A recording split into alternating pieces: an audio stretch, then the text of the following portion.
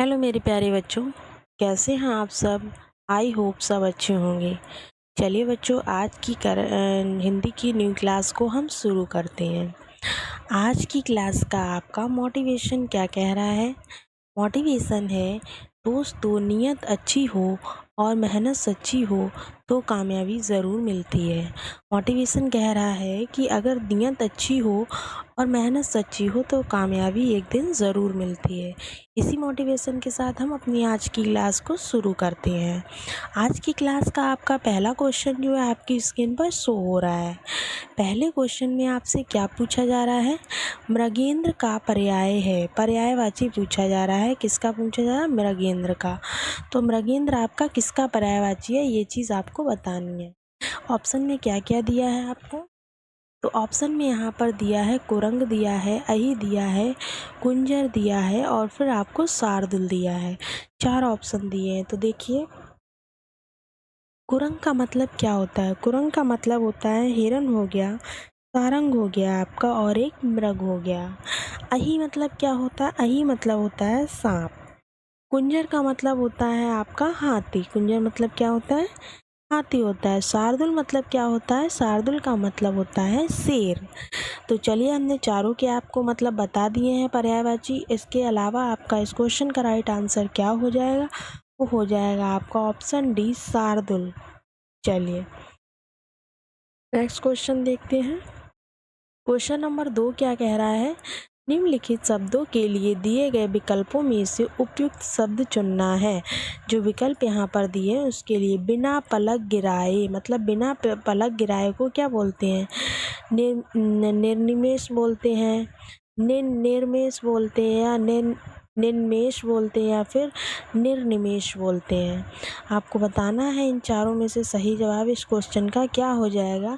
जिसके बारे में कहा जा रहा है बिना पलक गिराए, उसको क्या बोलेंगे हम लोग। तो उसको बोलेंगे निर्निमेष। चलिए नेक्स्ट क्वेश्चन देखते हैं। क्वेश्चन नंबर 3 कह रहा है, इनको ना क्रम से लगाना है। शुरू का वाक्य इन्होंने दे दिया है कैकेयी का चरित्र। अब आपको बताना है कि इन चारों में से कौन सा आंसर ठीक होगा, इसको क्रम से लगाना है।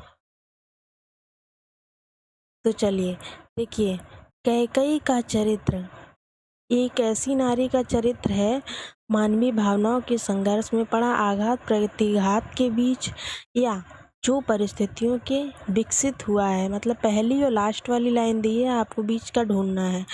तो देखिए, कैकेयी का चरित्र हो जाएगा मानवीय भावनाओं के संघर्ष में पड़ा।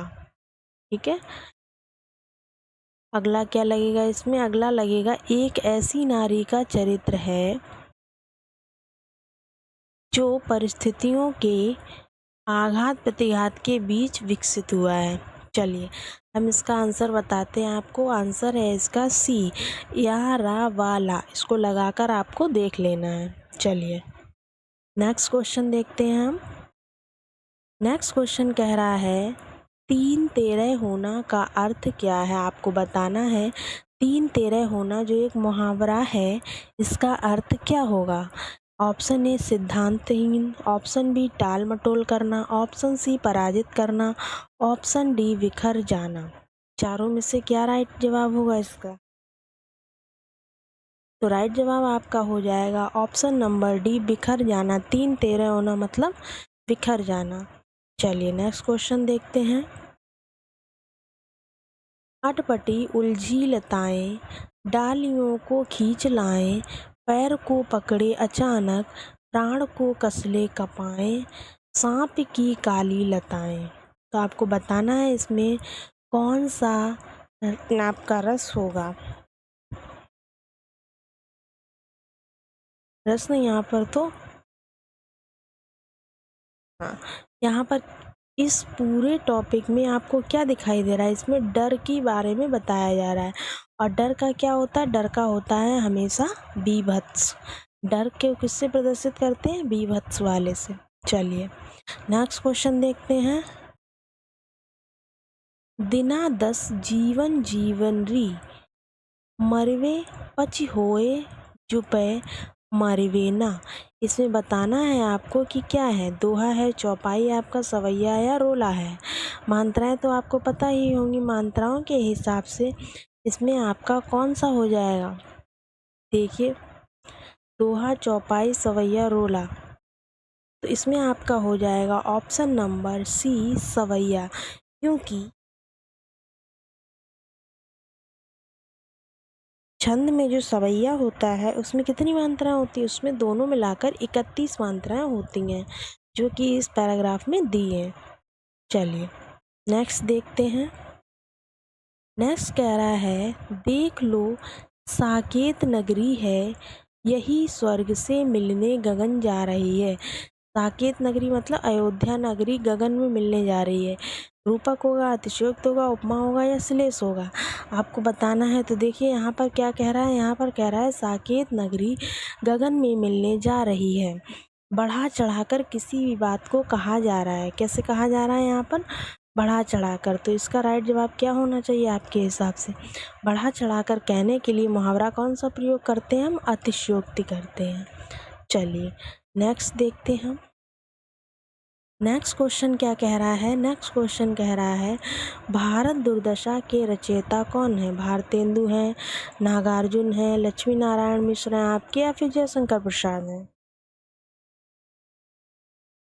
तो आपको बताना है इन चारों में से राइट आंसर क्या हो जाएगा। तो देखिए आपका पहला दिया है भारतेंदु। भारतेंदु के कौन है, भारतेंदु की दो रचनाएं तीन और लिख लीजिए, जैसे कि अंधेर नगरी बहुत पूछी जाती है, आपकी नील देवी हो गई, बहुत पूछी जाती है। नेक्स्ट आपकी हो गई मान लो प्रेम माधुरी, ये भी बहुत पूछी जाती है। चलिए भारतेंदु हरिश्चंद्र के बारे में बता दिया हमने आपको। तो इस क्वेश्चन का राइट आंसर क्या हो जाएगा आपका, option number A, Bharatendu Harishchandra. चलिए नेक्स्ट क्वेश्चन देखते हैं।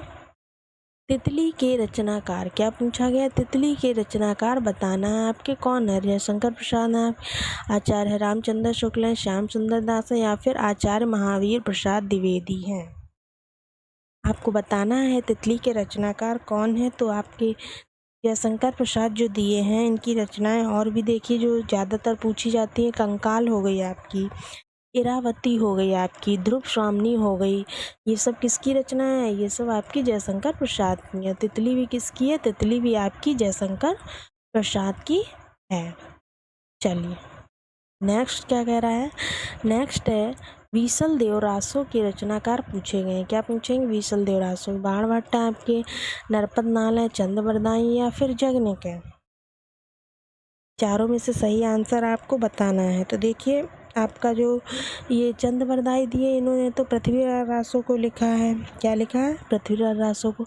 जगनिक ने परमाल रासो को लिखा है। किसको लिखा है, परमाल रासो को। तो इस क्वेश्चन का राइट आंसर क्या हो जाएगा, ऑप्शन नंबर बी, नरपति नाल ने बीसलदेव रासो को लिखा है। चलिए नेक्स्ट क्वेश्चन क्या कह रहा है, अतीत के चलचित्र के रचयिता कौन है। पूछ रहा है अतीत के चलचित्र के रचयिता कौन है। जयशंकर प्रसाद हैं आपके, सूर्यकांत त्रिपाठी निराला, महादेवी वर्मा या फिर सुमित्रा नंदन पंत हैं। चारों में से कौन हो जाएंगे। तो देखिए निराला जी की जो है आपकी मोस्ट इम्पॉर्टेंट जो पूछी जाती हैं वो रचनाएं कौन सी हैं आपकी, अनामिका हो गई, कुकुरमुत्ता हो गई और एक निरूपमा हो गई, ये बहुत पूछी जाती हैं। ऐसे ही यहाँ पर महादेवी वर्मा की कौन सी पूछी जाती हैं, महादेवी वर्मा की क्यामा बहुत पूछी जाती है, नीरजा पूछी जाती है, दीपशिखा पूछी जाती है, गिल्लू हो गई, ये भी बहुत पूछी जाती है। ठीक इसी तरह से आपका डी दिया है सुमित्रा नंदन पंत, इनकी दो रचनाएं मोस्ट इम्पॉर्टेंट है। कौन सी है, एक है आपकी पल्लव, दूसरी है चिदम्बरा। चलिए इतनी डिटेल आपको नोट डाउन कर लेनी है। उसके बाद इस क्वेश्चन का राइट जवाब आपका क्या हो गया, तो option number C, Mahadevi Verma जो है अतीत के चलचित्र की रचयिता है। चलिए नेक्स्ट क्वेश्चन पढ़ते हैं। क्वेश्चन नंबर 12 कह रहा है, निम्न में से किस शब्द में उपसर्ग नहीं लगा है। क्या पूछ रहा है, उपसर्ग नहीं बताना है, लगा नहीं पूछा, नहीं लगा है बताना है। तो इसमें दिया आदिवासी नहीं, अधिशासी है, प्रशंसा है, विनाश है और प्रत्याशा है। तो आपको बताना क्या है कि किस में नहीं लगा है। तो आपका किस में नहीं लगा होगा, प्रशंसा में, क्योंकि अधिशासी में अधि प्रत्यय है, विनाश में वि प्रत्यय है, प्रत्याशा में प्रति प्रत्यय लगा हुआ है। ठीक है, प्रशंसा में संसा कोई शब्द ही नहीं हुआ है, तो प्रशंसा में कोई भी प्रत्यय नहीं दिया है। चलिए नेक्स्ट क्वेश्चन देखते हैं। नेक्स्ट क्वेश्चन क्या कह रहा है, निश्चित शब्द क्रिया विशेषण के किस भेद के अंतर्गत आता है। पूछ रहे हैं निश्चित शब्द किस क्रिया विशेषण के, निश्चित बात पूछी गई, परिणामवाचक, परिमाणवाचक, प्रश्नवाचक, हेतुबोध या हेतुवाचक में। चारों में से सही जवाब क्या हो जाएगा। जो निश्चित होता है वो किसके लिए आता है, वो आता है आपका ऑप्शन ए परिणामवाचक में आता है। चलिए नेक्स्ट क्वेश्चन आपसे पूछा है, इनमें व्यक्तिवाचक संज्ञा कौन सी है। मांडवी हो जाएगी आपकी, घरेलू हो जाएगी, भला हो जाएगा या फिर स्वतंत्र हो जाएगा।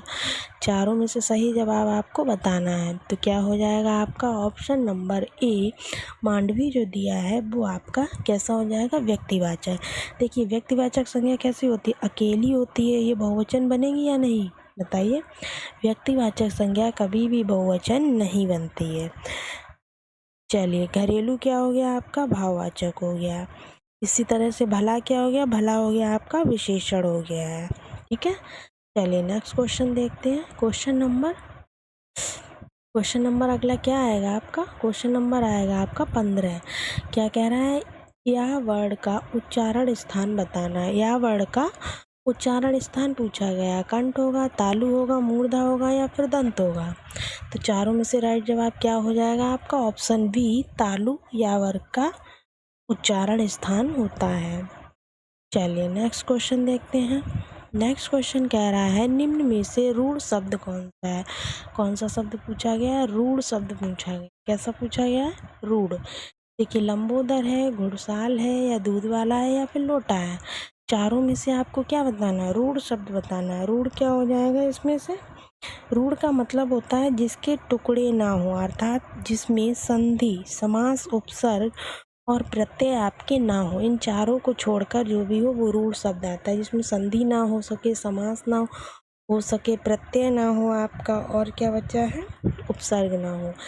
तो इसमें कौन सा ऐसा शब्द है, ये तीनों तो आपके समास है, तो कौन सा हो जाएगा आपका ऑप्शन नंबर डी, यानी कि लोटा जो है वो एक रूढ़ शब्द है। चलिए नेक्स्ट देखते हैं। नेक्स्ट कह रहा है, सामान्य वर्तमान काल का उदाहरण बताइए।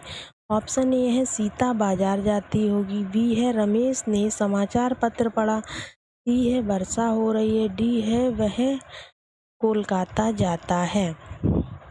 तो आपको बताना है, इसमें पूछा जा रहा है आपसे कि इसमें कौन सा वर्तमान काल का उदाहरण है। तो देखिए पहला किसका है, सीता बाजार जाती होगी, हो गया संदिग्ध वर्तमान। दूसरा दिया इन्होंने, रमेश ने समाचार पत्र पढ़ा, हो गया आपका सामान्य भूतकाल। तीसरा दिया है वर्षा हो रही है, अपूर्ण बात है।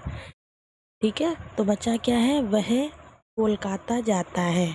सामान्य वर्तमान काल में क्या आ जाएगा आपका, वह कोलकाता जाता है। चलिए नेक्स्ट देखते हैं। नेक्स्ट है आपका, पशु शब्द का विशेषण क्या है। पार्श्विक है, पशुत्व है, पशुपति है या फिर पशुता है। पूछ रहे हैं पशु शब्द का आपको क्या बताना है। तो आपको बताना है पशु शब्द का विशेषण क्या हो जाएगा, ऑप्शन नंबर ए, पार्श्विक। चलिए नेक्स्ट क्वेश्चन देखते हैं। राजस्थानी भाषा का उद्भव जिस क्षेत्रीय अपभ्रंश से हुआ है उसका नाम क्या है। ब्रांचड अपभ्रंश है या फिर महाराष्ट्रीय अपभ्रंश है या फिर सौरसेनी है या फिर मागधी अपभ्रंश है। चारों में से बताना है जो राजस्थानी भाषा का उद्भव जिस क्षेत्रीय अपभ्रंश में हुआ है वो आपका कौन सा हो जाएगा। चलिए इस क्वेश्चन का राइट जवाब क्या हो जाएगा, ऑप्शन नंबर सी, वो आपका सौरसेनी अपभ्रंश में हुआ है। नेक्स्ट क्वेश्चन क्या कह रहा है, नेक्स्ट क्वेश्चन है आपका, निम्नलिखित वाक्यों में से किस वाक्य में सर्वनाम का अशुद्ध प्रयोग हुआ है। अशुद्ध प्रयोग पूछा जा रहा है। ऑप्शन में क्या है, वह स्वयं नहीं मैम यहाँ नहीं आना चाहती। आपके आग्रह पर मैं दिल्ली आ सकता हूँ। मैं तेरे को 1 घड़ी दूँगा। मुझे इस बैठक की सूचना नहीं थी। तो इसमें कौन-सा अशुद्ध लग रहा है आपको? तो यहाँ पर हो जाएगा ऑप्शन नंबर सी इसका राइट जवाब हो जाएगा। मैं तेरे को क्या होता है? नहीं समझ आ रहा। चलिए बच्चों, ऑप्शंस कंप्लीट हुए। आज की वीडियो को हम यहीं पर समाप्त करते हैं। प्लीज़ आपने हमारे चैनल को लाइक, सब्सक्राइब और शेयर नहीं किया है तो अपने दोस्तों के साथ इसको शेयर कीजिए और लाइक कीजिए, सब्सक्राइब कीजिए। Thank you.